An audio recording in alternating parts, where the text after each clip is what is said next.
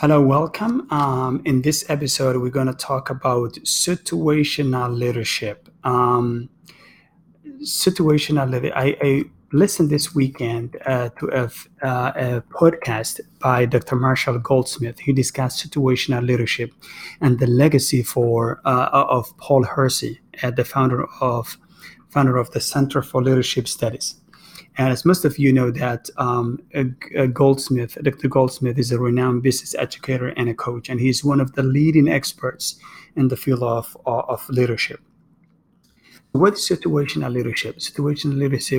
Leadership was developed by Ken Blanchard and Paul Hersey, and it is based on the idea that there is no one leadership style that fits all situations.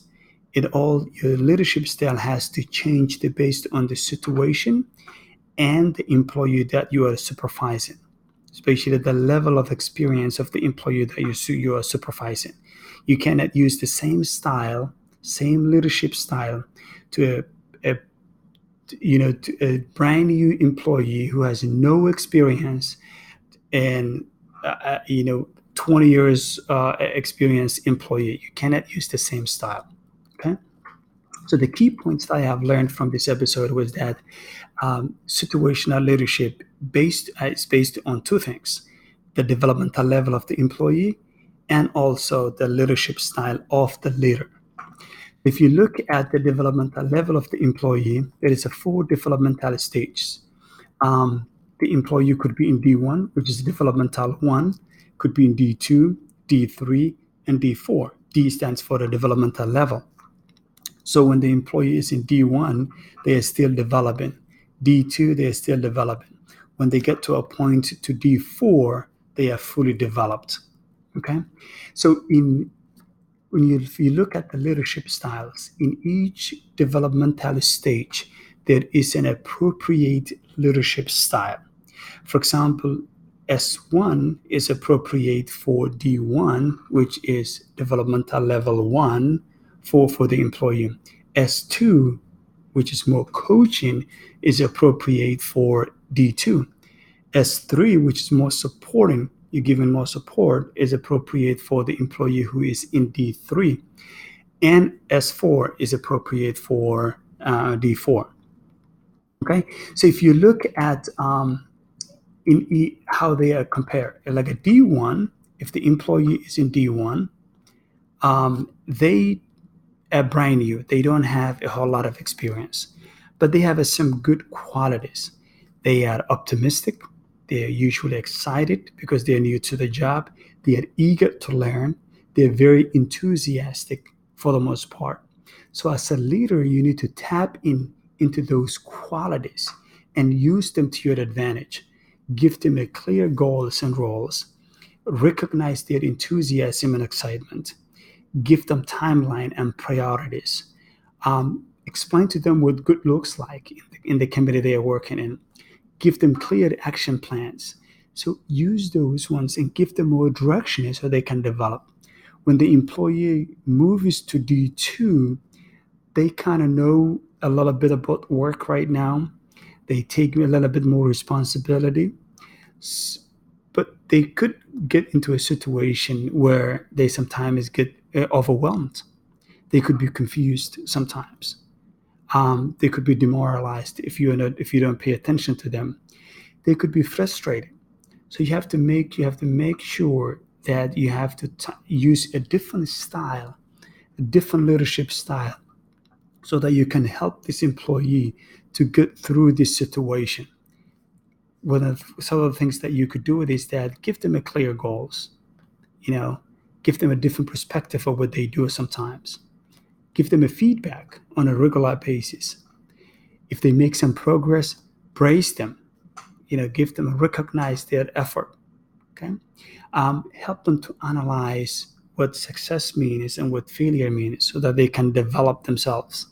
Okay, so those kind of a style that you're using is different than the style you used to when they were in D1. Okay, when the employee goes to D3, now they developed quite a bit. So they're self-critical. They're very cautious what they do. Sometimes they're doubtful and they question a lot about what they were supposed to do, what they are doing. They're capable to do a lot of things because they get more experience. They can contribute a lot. So you need to use a different level of leadership style, which is S3. Give them a mental coach. Still, you're going to give them more support, okay, of what they do. Help give them the opportunity to test their ideas, okay? Let them test their ideas. Give them the opportunity to express their concerns and their feelings, okay? Support them and encourage them to develop their problem-solving skills. So you're giving them different type of leadership style when they're in D3. Same goes to D4. That is at this time they are experts, so they know what they're doing. They're self-reliant, they're self-directed. So you can't use the same style you were using when the employee was in D2 or in D1. You have to use a completely different leadership style, which means that you have to give them more challenges, give them more responsibility. Okay, you have to acknowledge them, their contributions, let them, take more authority to take more many things, trust them to do more things, give them the opportunity to share their knowledge with the other employees or with the team.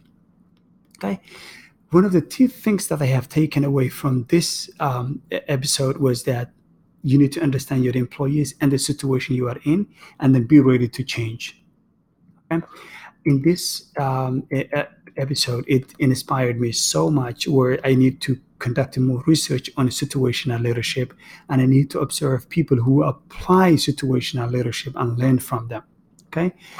When I was watching this episode, listening to episode, I was doing some exercise, and it inspired me to do more. I was motivated more, and I reflected of myself. I was focused and reflected of myself. What did I do?